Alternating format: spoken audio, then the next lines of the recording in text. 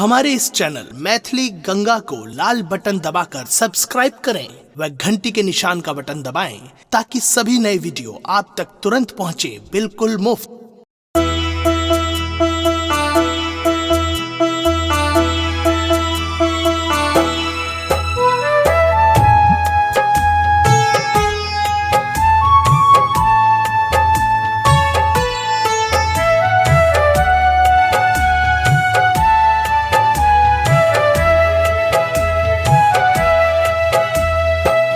अपने सुन रहल छी गंगा कैसेट के प्रस्तुति।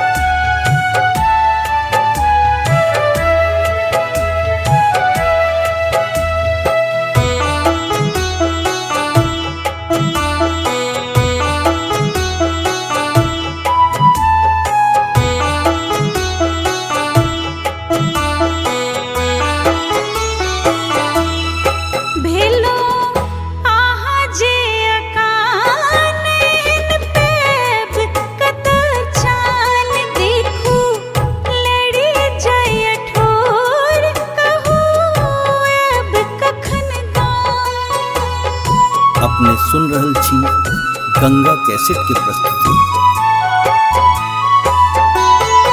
भेलो आहा